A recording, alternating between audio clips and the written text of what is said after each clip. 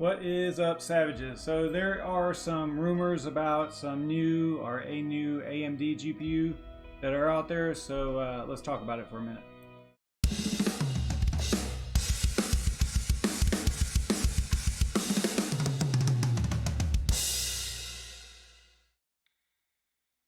What is going on, everybody? Let me know if you can hear me. Not really see me, but let me know if you can hear me okay with this new computer. This is the first time I've streamed since I got the new computer, so let me know if everything seems to be going okay.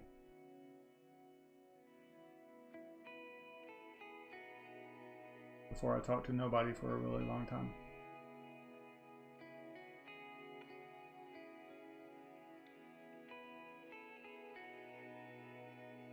Just say yeah.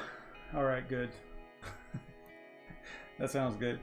So in a space that really needs some good news, this may just be it. As you're probably aware, the AMD 5700 series GPUs never really got any traction in the mining space.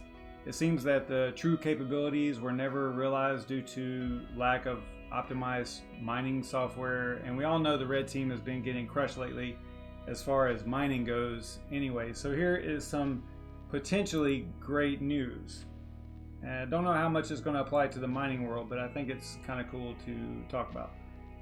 The specs for AMD's second generation RDNA Radeon RX Navi 21 GPU that's supposed to launch sometime in 2020, probably pretty soon, from what I can tell anyway.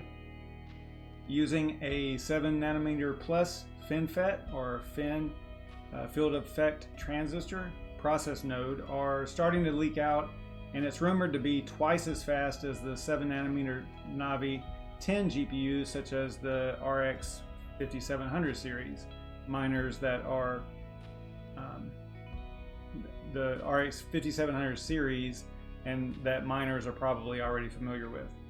Apparently the name is going to be Ampere, or that's like the code name, and this RDNA architecture has lower power consumption and what's looking to be about 1.5 times better performance per watt than the 14nm processors, which that's pretty efficient and will help out on the mining scene, I would expect.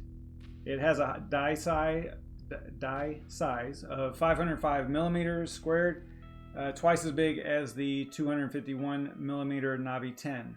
The AMD Vega 20 GPUs, such as the Radeon 7, has 13.2 billion transistors. So it looks like the Navi 21 GPU will sport about 15 to 16 billion, possibly even more, just depends. It'll also have ray tracing, which miners don't really care too much about, but if you're on the gaming side, then that's actually a pretty cool feature that they're going to include in the GPU. As far as performance goes, the previous Navi 10 GPU 5700 series is close to the GeForce RTX 2070 Super performance. So it looks like the new Navi 21 GPUs may be gaining ground on the NVIDIA RTX 2080 Ti level of performance. And actually there is a rumor, not a rumor, but some information regarding, well, I guess it's a rumor at this point, of this actual GPU being called a 5900 XT and is a true competitor for the 2080 Ti. And I think it's really cool. It's fun to watch these corporations compete for our business, because in the end, we basically benefit from all that.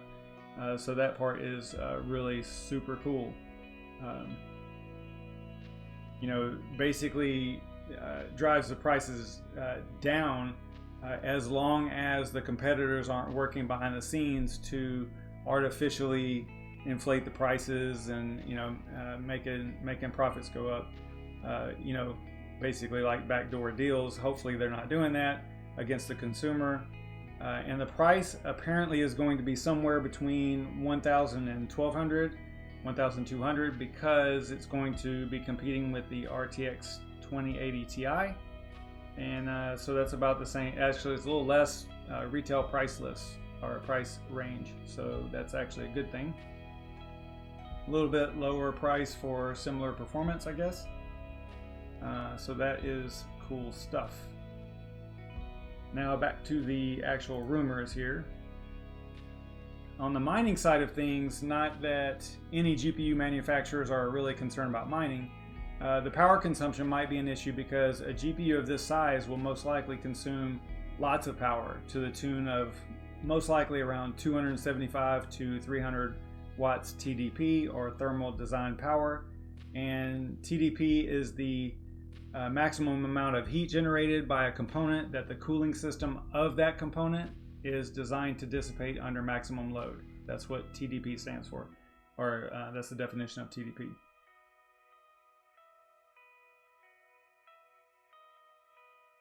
All right, let's see here. Let's go over here to this. This is AMD's website for the 5700. But because of the die size, it'll probably not use high bandwidth memory, HBM, but instead GDDR6 SDRAM, or graphics double data rate type 6 synchronous dynamic random access memory. And GDDR6 typically has either a 384 or 512. I've actually seen 256 as well. Memory bus, which should allow for about 12 to 16 gigabytes of memory, or maybe even 24 to 32, although that's like an extremely high-end amount there. It looks like it's going to be 384-bit because unless there's been some real strides in economic feasibility to accommodate 512 bit, it's probably going to end up being 384. There's just not really a significant reason to make it more at this point.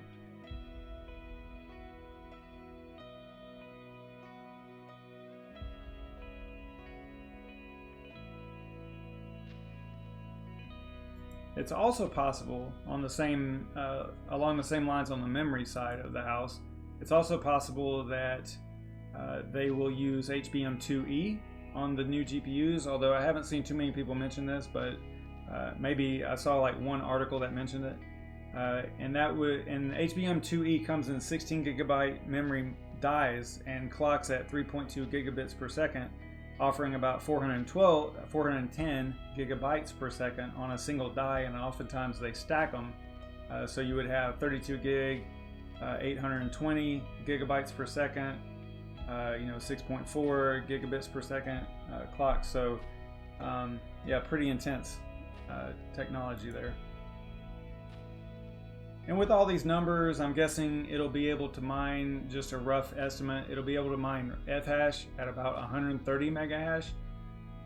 That's just a really super pulled it out of the air kind of number there.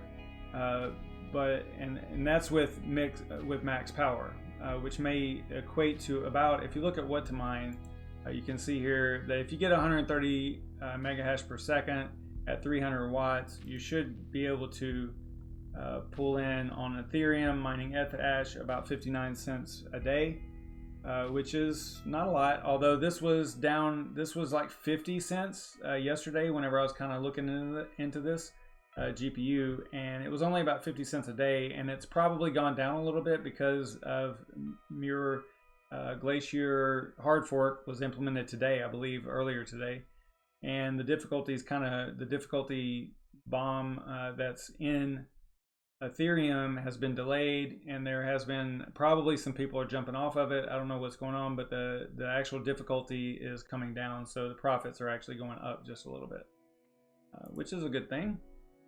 So it's actually increased by about what is that? That's more than 10%, probably 15 to 18% since yesterday. So not a bad thing there.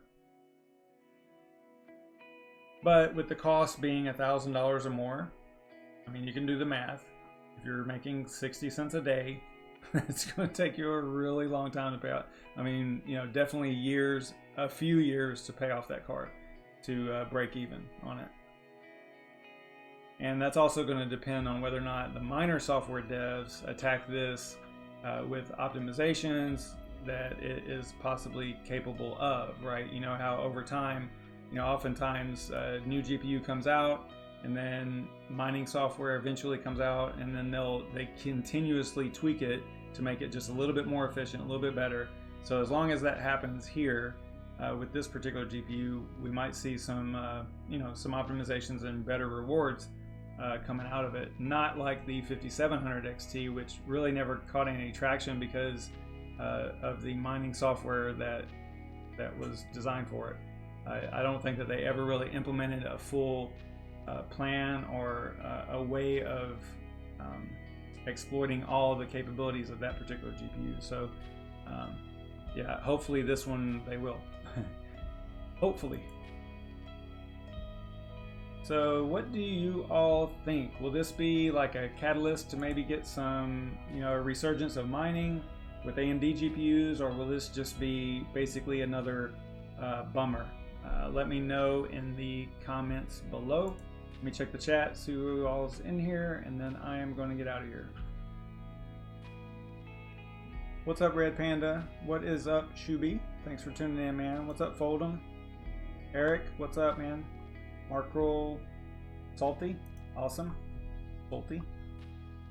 Thanks for tuning in, guys. I appreciate it. Pretty short stream, not even 15 minutes. So that's pretty awesome. 12 minutes, pretty good. Short stream.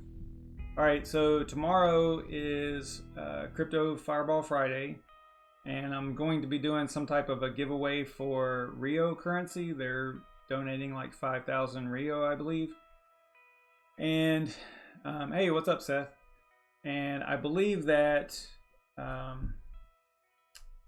I'll be doing it. It's got to do with a tweet that they sent out, and I think you had to retweet it or something. I don't know. They're going to send me the instructions for what. Yeah, I said that earlier, Seth. They really don't care about miners at all. It's not even a thing to them.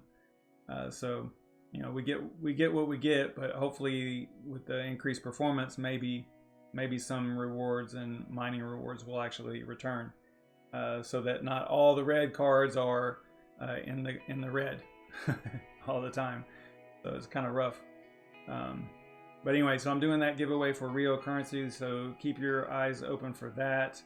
I'll probably be doing it's going to be on the live stream. I don't know how I'll handle it. I might do that first, and then like in that stream, and then go into the regular Crypto Fireball Friday stream. I don't know. We'll see. But they're going to send me the instructions on where they want me to pick the winner from, and how it should be distributed. I think they were giving away 1,000 per winner for 5 winners. I think is what they're looking at doing. So keep your eyes and ears open for that tweet and anything coming from my channel on that. So you'll see it.